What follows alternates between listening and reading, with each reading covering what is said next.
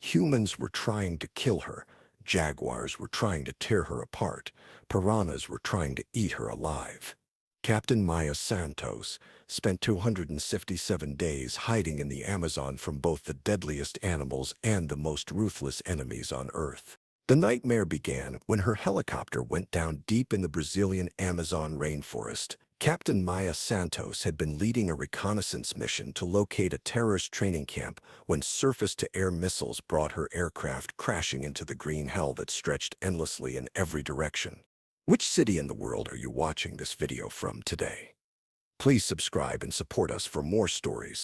Maya was the sole survivor of the crash. Her pilot and two fellow soldiers died on impact, leaving her alone in an environment that killed unprepared visitors within days. But Maya wasn't unprepared. She was a survival specialist with the Army's elite jungle warfare training center, with experience in some of the world's most dangerous wilderness areas. What she hadn't prepared for was becoming the target of the largest manhunt in Amazon history. The terrorist organization that had shot down her helicopter immediately mobilized every available fighter to hunt for survivors. Within hours, over 800 heavily armed soldiers were deployed throughout the crash zone, with orders to capture or kill any Americans they found. Maya had two choices: wait for rescue that might never come, or disappear into the jungle and try to survive until she could reach friendly territory over 400 miles away. She chose the jungle. The Amazon rainforest covers over 2 million square miles and contains more deadly species per square mile than anywhere else on Earth. Venomous snakes, poisonous frogs, disease-carrying insects, and apex predators that had been perfecting their killing techniques for millions of years. Maya's survival training had taught her to respect the jungle's dangers, but nothing could fully prepare someone for 167 days of constant threat from both human and animal hunters, who were equally determined to end her life. Day one was about getting away from the crash site before the enemy search teams arrived.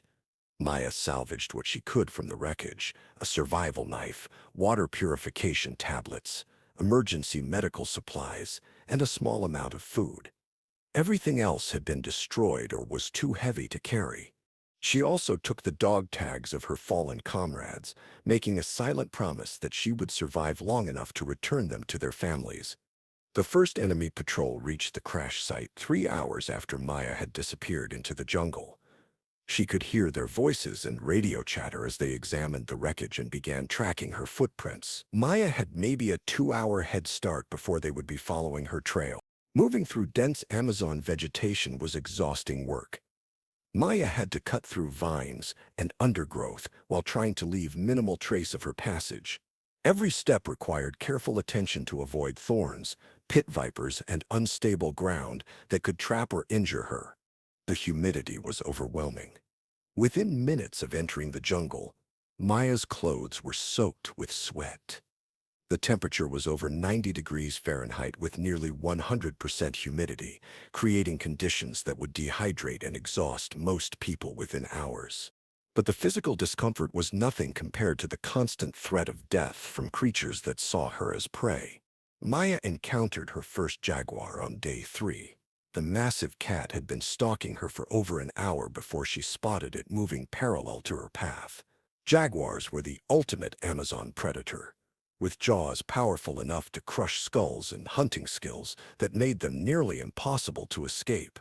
Maya froze when she saw the jaguar, knowing that any sudden movement could trigger an attack.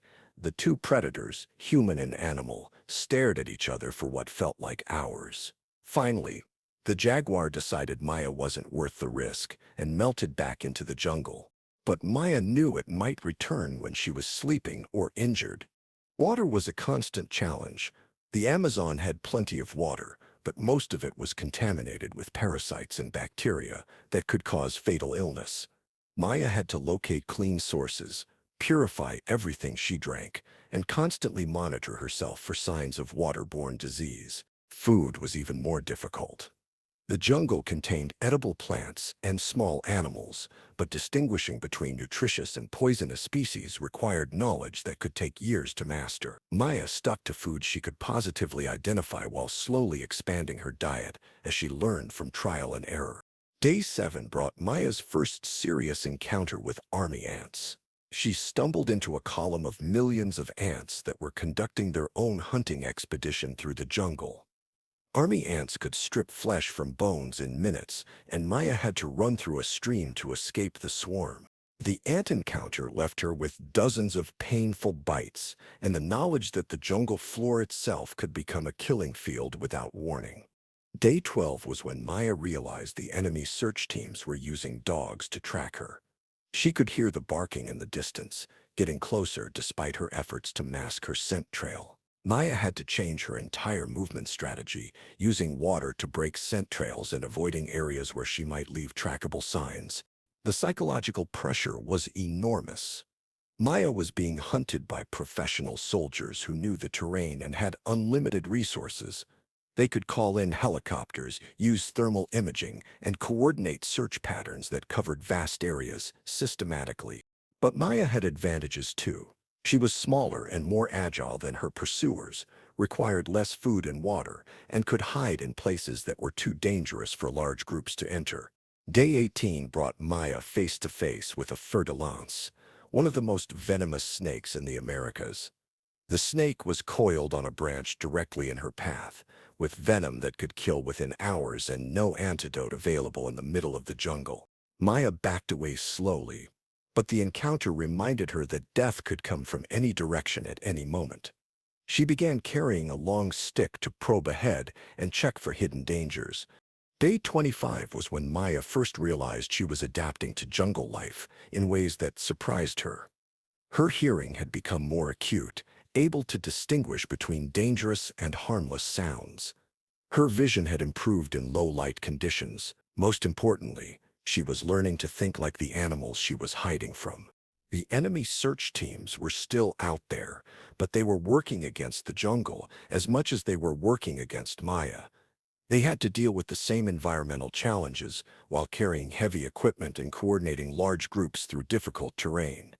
Maya was becoming part of the jungle, while her enemies remained outsiders fighting against it. Day 31 brought a terrifying encounter with a caiman while Maya was refilling her water containers. The massive reptile lunged from the water just as Maya was kneeling by the riverbank. She threw herself backward, barely escaping jaws that could have severed her leg in a single bite. The caiman incident forced Maya to completely change her water procurement strategy. She could no longer approach rivers and streams carelessly, even when she desperately needed water. Day 38 was when Maya encountered her first indigenous tribe. The small group of hunters watched her from a distance before deciding she wasn't a threat and disappearing back into the jungle. Maya realized that other humans were living successfully in this environment, which gave her hope that long-term survival was possible. Day 45 brought Maya's closest call with the enemy search teams. She was resting in a tree when a patrol passed directly beneath her hiding spot.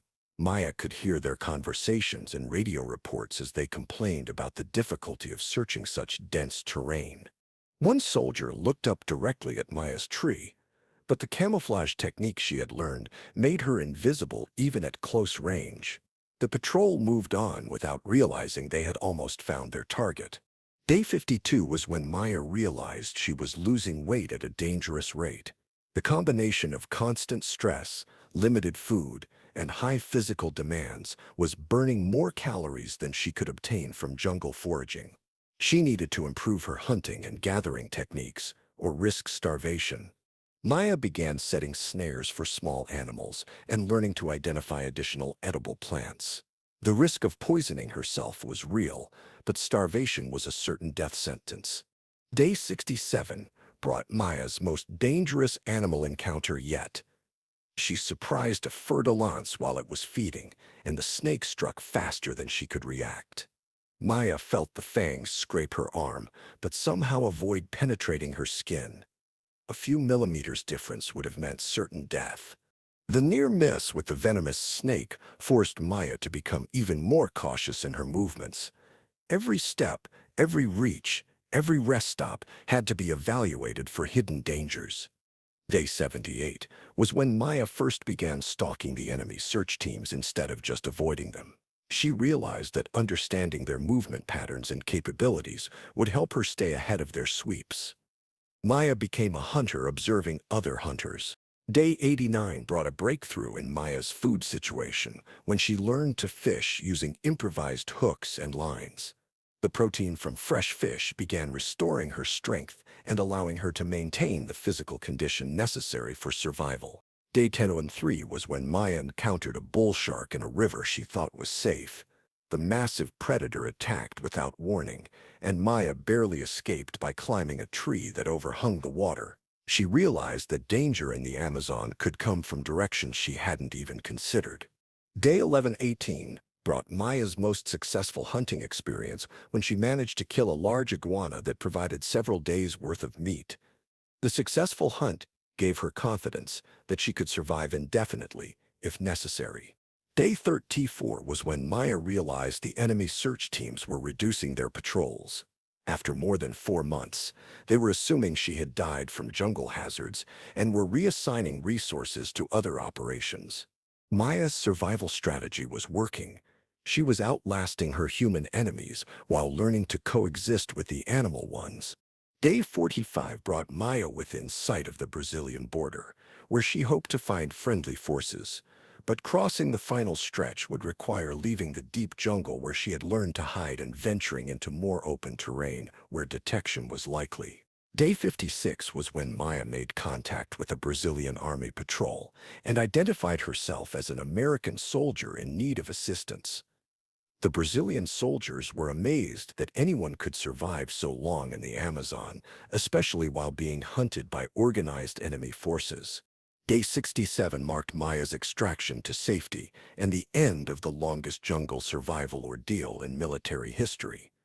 She had spent over 5 months living in one of the world's most dangerous environments, while being actively hunted by hundreds of armed enemies. Medical examination revealed that Maya had lost over 40 pounds, but had avoided serious disease or injury despite constant exposure to deadly threats.